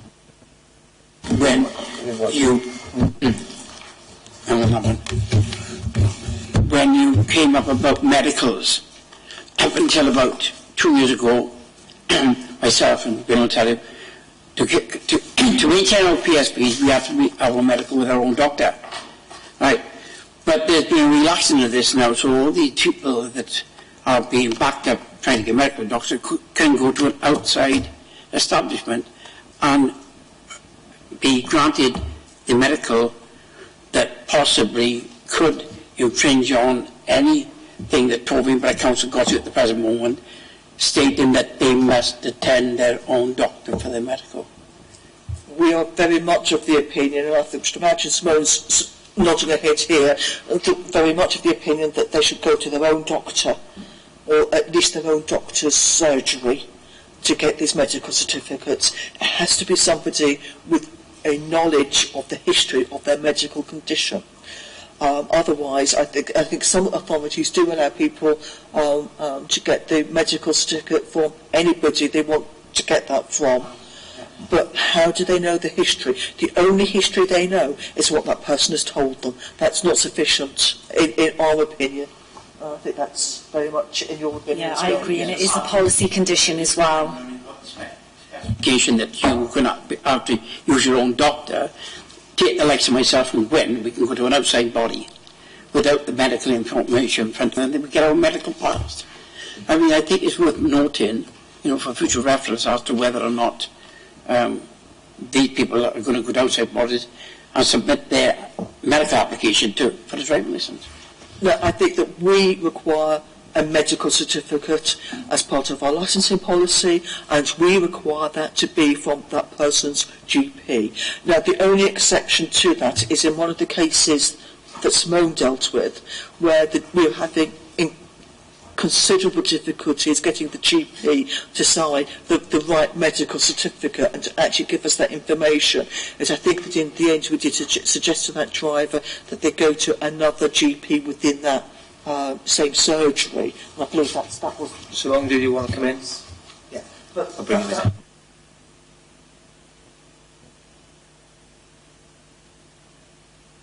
Councillor, can I ask, with the medical that you're referring to, is that in relation to your PSV driving licence? Is it in relation to your PSV driver's licence? Yes. And you have that renewed every... I got one every 12 months. So because we don't deal with PSV licensing, although we would accept a medical, which has now raised a concern for me. Yes. Because if someone is coming in with a PSV medical certificate, I would have assumed that that would have come from their own GP. But you're now telling me that they've relaxed the conditions in PSV licensing, which we weren't aware of. My PSV came up for renewal last August. I made an application to my own doctor and they couldn't see me for 2 weeks or 3 weeks. There is a clinic in Raglan, which is headed up by a doctor. I phoned up and within 24 hours I had a medical. He went through my bed, took a blood sample, this and everything else, done the full examination, ours wasn't. And it was accepted by both, because they're the people now that are sending this out. We can look, but it is actual. Right? There is another clinic that is set up somewhere in Pontypridd that will do exactly the same thing. If you can't get into your doctor, you go to that. And you have your full medical there, and that is accepted. See, so that doctor is relying on you being truthful in relation to a lot of the medical history, which is unacceptable for us, really. So it's something that we need to look at. We may need to strengthen our policy in relation to that. This was the point I was trying to bring up, because you turned around and said that you would be creating the art condition of two of the applicants. And I come back with this on the correct was. It was the fact that due to things that's happening in the background, that they do not have to go there, they can go elsewhere, right? And it puts you in a position then that, if for the sake of argument, it was myself then, and I'd been to this, my PSV is granted, my medical was granted in Raglan, right? That is approved by someone, then all of a sudden, somewhere along the line, I got submitted to you for the WASP. Oh, well, where is this little bit of a difference here? So you still would have to go back to my own doctor for clarification with it, but the point I tried to make is these medicals are being carried out outside your own doctor's regime, which I think could be detrimental to Toby Borough Council. I think it shows that in terms of buses, the standards of enforcement are lower than they are for taxis. And I think it's on some of the GPS checks as well. I think our concern would be, and we have had this argument before, so I'm allowed to drive a bus once, I'm allowed to drive a taxi, and it's because we actually care more. And I think that there are other arguments in that, if you're driving a bus, you've probably got quite a few people on board. If you're driving a taxi, it might be just one other person who's then more vulnerable if you're kind of, you're thinking of doing things that are wrong. But just to come back to one of the comments I would make to you is that one of the reasons we send out the reminders for renewals a month before the renewal is due is to give people plenty of time to go to their own doctor and to get that back. And I don't think we have much problem with that. The problem that we've had is where the GP is actually dealing with an ongoing medical condition and they won't give us the paperwork to sign them off to say they're now fit. That's where we've actually had the problem. And I would be extremely concerned if they then went to somebody down in Pontypridd and said, well, I've had a bit of a problem, but it's all sorted now. Can you give me a Group 2 medical certificate? I think that would be something that we'd have considerable concerns about. Councillor Jenkins and then Councillor Evans. I don't agree that taxis are more controlled than PSVs, because if a PSV is pulled in, they go through it nearly half a day. Taxis have been pulled in on the side of the road and with the police do an hour. And PSVs are very, very stringent. And as regards to the medicals, I can understand where where he's coming from. He's my button. I can understand where he's coming from with these doctors, but I think you have explained the situation that you only accept their own doctors. Now, I know with the PSV, I think we had a flyer through last week, something came through to us that we can go somewhere to have a medical.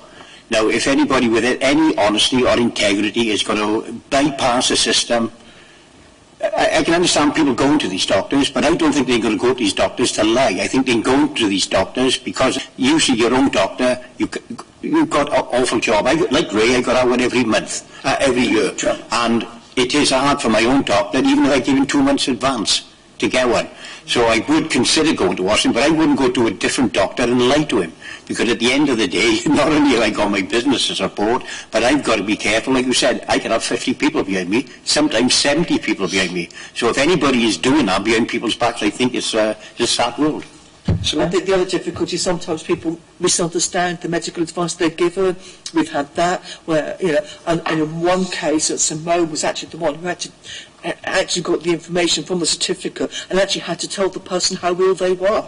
Simone, do you want to come in there? Unfortunately, Councillor, people have told us lies in the past, which is why we had to bring this policy condition into our policy. People were being dishonest, and we were having to find out later on down the line that they weren't actually fit to drive. But Alison is right. In fact, it was left down to me a few weeks back to sit down with the driver and actually explain his medical condition to him, because he had no idea that he was as ill as he was. Sadly, but that's the state of affairs at the moment. That's what we're dealing with in relation to only a small number of doctor surgeries. The rest are fabulous, but like we've said, we've had the odd issue with them. Chair, Councillor Anna? Oh, sorry. Yeah, and this is another idea. This is another reason why local knowledge exists. Because if they take this ability away from you and they leave it to central government, if you said people are lying, which I don't like, but when it comes to things like this, but you said you approved it. Sorry, can I have water? I know you're bloody out in a minute. But yeah, I agree with you that this is another aspect we've got to look at and say that local knowledge exists, and it should exist, and it should continue to exist, because as you just explained, you have proven people have been lying to you. And I can understand why your policy is that they've got to go to their own doctor, and I agree 100% with it. That's again just a strong point on local knowledge. Councillor Evans? Yeah, I'm just going to collaborate with the two gentlemen at the end have said. I'll say that lightly, but with the HCV, it's the same scenario with the medicals. And I agree what they're saying about the medicals being, you can inform your doctor, it can take 2 months. But when you're going for a medical, it's a private transaction. It's nothing to do with your normal day-to-day visits. You've got to pay a fee. So that's why there's a lot of independent doctors doing it for that reason. And that's what it's for. It's all about the cost. Because really, you want to book an appointment with your doctor, and it's a private transaction. We still got a doctor. Costs £100. Every time we go to our doctor, that wasn't the point. You understand me? It was the point that we could not get into our doctors, and this is where they gave this, not just us, it must have happened throughout the country, because they were allowed us to go to outside bodies for medical. Okay, thanks for that, Councillor Williams. So, any other questions, comments, members, before we move on to the recommendations, which are on page 281? And the recommendations, there's two. Recommendation 1, that the committee note the activity report for this quarter, and the committee note and comment on the contents of the report. Yeah. Move it, yep. Show of hands. Okay. Right, Bill. Okay, so we'll move on to agenda item 9, the date of the next meeting. The proposed date of the next meeting is 21st of April? 21st of March. March, okay, yeah. You've given me the wrong date, yeah, Chris. Apologies, Chair. Okay, so 21st of March. That's a special meeting. That's a special meeting, yeah. That's okay. Well, okay. And then on to agenda item 10, exclusion of press and public. This item is agreed that the exclusion of press and public from the meeting as presentations and meeting papers are not for publication, because in accordance with paragraphs 12 and 14 of Part 4 of the Schedule 12A of Local Government Act 1972, as amended by Access of Information Variation Order Wales 2007, It contains information about a particular individual and information relating to the financial and business affairs of particular persons, including the council, and in all the circumstances of the case, the public interest in maintaining the exemptions outweigh the public interest in disclosing the information. So, members, do you agree? Yes. Okay. Well, thanks very much for that. That concludes business that is open to the public, so we can close that.